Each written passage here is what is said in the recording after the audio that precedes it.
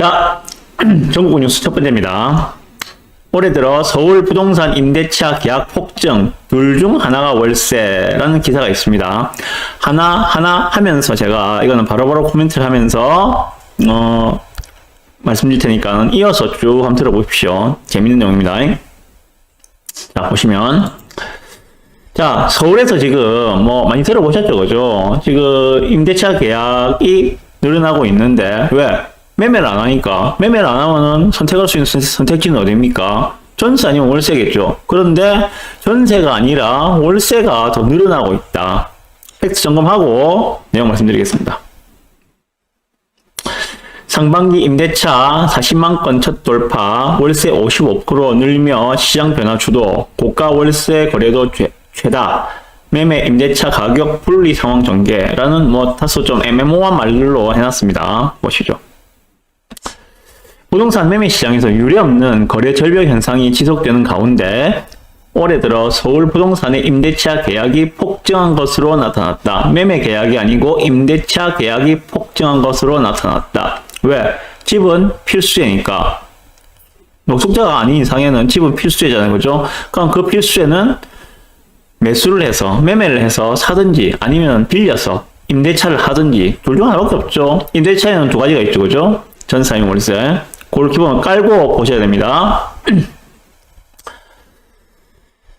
서울 지역 부동산 임대차 계약 확정일자 통계에 따르면 올해 상반기 임대차 계약 건수는 이날까지 신고된 것을 기준으로 46만 4천 건에 달했다라고 하고 있습니다. 지난해 상반기 임대차 거래량 대비 31% 증가한 수치다. 이러니까 매매가 없는 거야. 지금 서울이 거래 절벽을 하자는 거죠. 왜? 매매 안 하거든. 전부 다 이렇게 지금 임대차 시장으로 다 몰려갔다는 거예요. 이게 가져올 후폭풍을 말씀드릴게요. 보시죠, 일단. 자, 서울 임대차 계약건 수출이 그래프로 잘 나타냈더라고요. 작년 같은 경우에는 월세가 15만 9천 건, 전세가 19만 6천 건에서 토탈 35만 5천 건이었는데 올해 상반기에는 46만 5천 건이 한 10만 건 늘었죠, 그죠? 임대차 거래가. 그 말은 매매 거래는 많이 줄었을 것이다 하는 것을 유추할 수 있겠죠. 왜? 집은 필수이니까. 그런데 전세 거래는 한 2만 건 좀 넘게 늘었는데 월세 거래가 지금 거의 10만 건 가까이 한 9만 건 늘었죠, 그죠? 월세 거래량 추이가 나오고 있습니다. 그 이전에 어떠한 해보다도 지금 올해 월세 거래가 갑자기 폭증을 하고 있습니다. 자, 여기서 나타내고 있는 바는 월세 거래가 늘었다 하는 것을 얘기하고 있는데 그 이유가 뭔가에 대해서 여기에 써놓고 있습니다. 임대차 시장에서 전세의 월세화 현상이 가속화되는 이유는 대출 규제가 더욱 강해졌고 금리도 계속 높아지면서 전세 대출 이자보다 월세가 더 낮은 사례가 점점 많아지고 있기 때문으로 보인다. 금리가 올랐죠, 그죠? 금리가 오르면은 주택담보대출을 받아서 매수한 사람만 힘든 게 아닙니다. 전세 대출을 받아서 전세입자로 들어간 분들도 전세 대출 금리가 올라가자는 거죠. 똑같이 지금 힘든 상황이에요. 이러나 저러나 전세로 들어가나 매수해서 주담대를 받아서 매수를 하나 금리가 올라가면서 이득본 쪽은 없어요. 전부 다 지금 힘들어지고 있는 상황이란 말입니다. 여기서 보실 거는 그 정도만 보시면 될 것 같은데, 자, 여기서 일단 팩트는 짚어봤습니다. 제가 드리고 싶은 말씀은 이 표를 딱 띄워놓고 말씀드리면 되겠다, 그죠? 매매 대신에 전월세로 몰리고 있습니다, 그죠? 자, 물량이 풍족하면은 전월세로 몰려도 전세가나 월세가가 오를 수가 없겠죠. 물량이 풍족하면은, 많으면은. 그런데 서울 같은 지금 물량 부족 구간에서는 공급이 제한된 상황에서 수요가 늘어나고 있죠, 그죠? 어디로 몰리고 있습니까, 수요가 지금? 전세, 월세로 몰리고 있죠. 그럼 반드시 전세는 월세가가 오를 수밖에 없습니다. 그런데 그 중에서도 지금 월세로 몰리고 있다고 그랬죠, 그죠? 월세로 몰리고 있는 이유는 간단하죠. 단 하나. 전세 대출 금리가 월세보다 높기 때문입니다. 자, 그러면은 그 다음 같이 이어서 보실 거는 이거거든요. 전세 대출 금리가 6%를 돌파했답니다. 12년 만에 최고 수준이랍니다.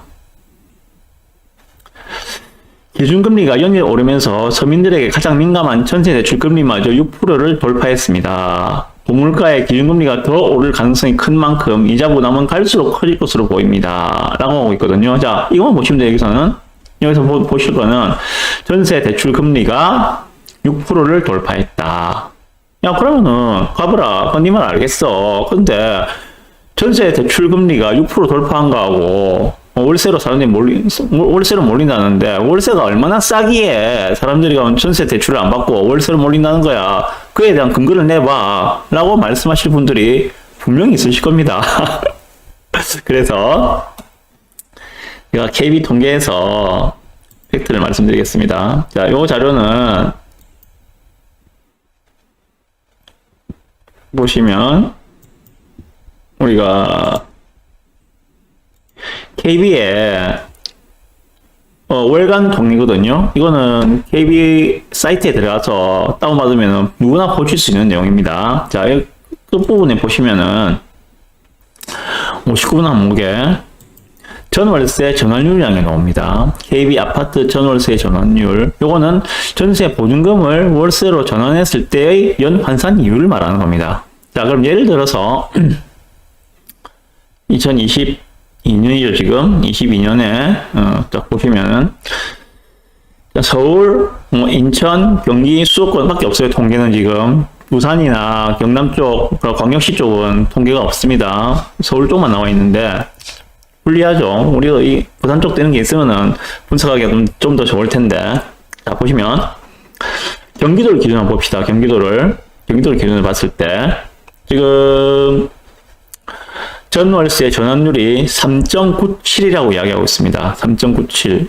거의 4%라고 봅시다. 그냥 4%. 자, 이 말은 뭔가 하면은 내 전세 보증금이 1억이에요. 그죠? 예를 들어서 전세 보증금이 1억이면은 그것을 월세로 전환했을 때 4%다. 라는 이야기거든요. 그러면은 4%면 얼마입니까? 1억에 4%면 400만 원이죠. 그죠? 400만 원을 12로 나누면은 33만 원 정도가 되겠죠. 그죠? 33만 원 정도. 그러면은 1억 보증금에 대해서 월세를 바꿨을 때 그게 4% 이자로 집주인에게 나는 월세를 주는 거다. 이 이야기입니다.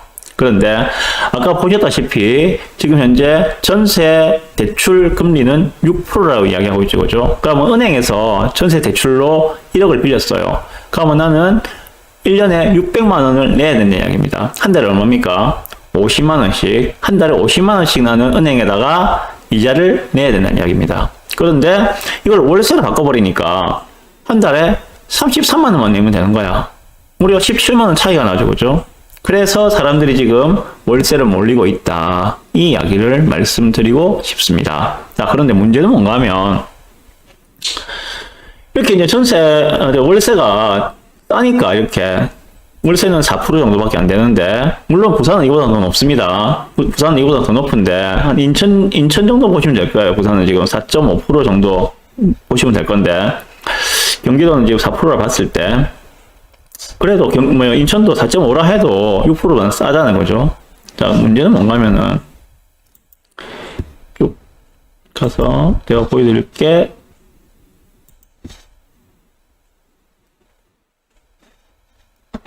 잘 안 오네요. 8, 9. 요겁니다. 예. KB 아파트 월세 지수입니다. 우리가 매매 지수 들어보셨죠? 그죠? 매매 지수, 전세 지수가 있는데, 마찬가지로 KB에서 월세 지수라는 것도 통계를 내고 있습니다. 보시면. 이것도 마찬가지로 서울하고 인천하고 경기하고 수도권만 나와 있는데요. 지금 보시면은, 월세 지수라는 게, 통상적으로 보면은, 조사가 시작된 게 지금 2015년도 12월부터 시작을 했는데, 쭉 보시면은, 수도권 전체 토탈이 91에서 거의 변동이 없죠. 그죠? 거의 변동이 없습니다. 2016년, 17년, 18년, 집값 급등기죠. 그죠? 이때는. 집값 급등기임에도 월세 지수는 그냥 평행하게 갔다는 이야기입니다. 91로 쭉 갔어요. 그죠? 그런데 그것이 지금 2020년 9월달부터 상승을 하기 시작합니다. 2020년 9월달부터 91.6, 91.9, 92.7 상승해 보이시죠? 눈에 지금. 그러다가 2022년에 100을 넘어서 현재는 지금 103.6을 기록하고 있다. 수도권에서. 이 말은 뭔가 하면 월세가 오르고 있다는 이야기예요. 월세가 무려 지금 한 2년 전 대비해서 2년 전에 대비해서 2년 전에 지금 지수가 91.6이었다면은 지금 지수가 103.6이라는 이야기는 거의 10% 올랐다는 이야기거든요. 월세가 10% 올랐다. 전월세 전환율도 오르고 있다. 이 이야기거든요. 자, 그러면은 어떤 결과가 나오는가 앞으로 그에 대해서 좀 말씀을 드려야겠습니다. 다시 돌아와서요.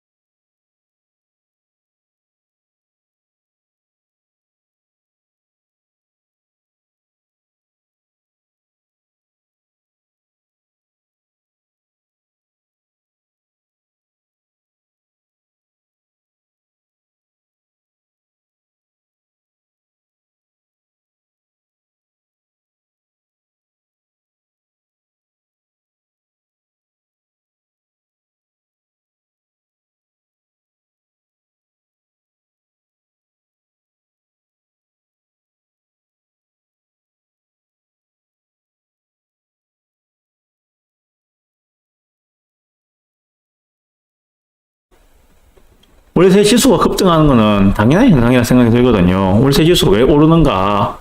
지금 기준금리보다 월세가 더 싸기 때문에 월세를 몰리고 있다. 사람들은 그러면은 월세로 수요가 몰리고 있네. 집주인들은 월세를 더 올려야겠어 라고 생각을 하겠죠. 은행 이자보다도 더 낮은 월세는 나는 싫어. 나는 그보다는 더 올려받아야겠어 라고 생각을 하겠죠. 당연히. 월세는 항상 높았거든요. 월세는 자 보면은 제가 아까 그 자료에서 하나만 더 말씀드리고, 이건 월세 지수였는데 전월세 전환율에서 이게 전세 보증금을 월세로 전환했을 때의 이자라고 말씀드렸잖아요. 그죠? 이율에 말씀드렸잖아요. 그죠? 자, 그러면은 2020년도를 한번 봅시다. 2020년도 같은 경우에는 우리 기준금리가 0.5였잖아요. 그죠? 0.5%대의 기준금리였습니다. 금리가 완전 초저금리였죠. 그럼 이 당시에 전세 대출을 받으신 분들은 아마 2% 정도에서 2% 초반대에서 대출 이자를 내셨을 거예요. 그런 상황에서도 전월세 전환율은 5%가 넘었습니다. 5%가 경기도 같은 경우에는. 그러니까 당연히 월세를 선택 안 하고 전세를 선택하죠. 왜? 절반이나 싸니까 이자가. 그죠? 그런데 지금 같은 경우에는 이제 이자가 기준금리가 올라가면서 전세 대출이 6%를 육박하고 있으니까 지금 당장에는 이제 월세가 싸 보이는 거죠. 그런데 집주인은 그렇게 생각하겠지, 이제. 야, 그러면은 우리도 월세를 올려야 되는 거 아니야? 하면서 월세 지수가 급상승을 하고 올라가고 있습니다. 자, 어느 순간이 되면은 사람들이 월세가 비싸서 안 되겠어. 차라리 전세 대출을 받아서 은행에다가 이자를 내는 게 더 쌀 거야. 더 싸. 하는 시점이 분명히 온다는 겁니다. 그 시점이 언제인지는 모르겠습니다만은, 그리고 머지않은 시기 안에 온다는 겁니다. 급격하게 지금 월세가 오르고 있거든요. 자, 그러면 그 뒤에는 어떻게 될 것인가? 그러면은 전세가 사람들이 이제 월세를 이제 선택을 안 하고 전세를 선택을 해. 금리가 무작정 오르진 않겠죠. 어느 시점이 되면은 다시 또 내려올 거니까. 그러면은 사람들이 결국은 다시 또 전세를 몰릴 것이다. 지금의 월세 몰림 현상은 이제 사라지고 전세로 몰리는 현상이 나타날 것이다. 언제? 월세의 전월세 전환율이 전세 대출 금리보다 높아지는 순간에. 멀지 않았다고 생각합니다. 자, 요거와 더불어서 하나 더 말씀드릴 거는 요거거든요. 요거는 이제 미 연준에서 앞에 지금 뭡니까? 0.75% 올렸잖아요. 그죠? 0.75% 올렸는데, 이번에 또 7월 달에 한 번 더 금리를 올릴 거라고 이야기하고 있죠. 이번에도 아마 0.75% 정도를 올릴 거다라고 이야기하고 있습니다. 제가 요걸 말씀드리려고 가져온 게 아니고, 자, 이걸 보십시오.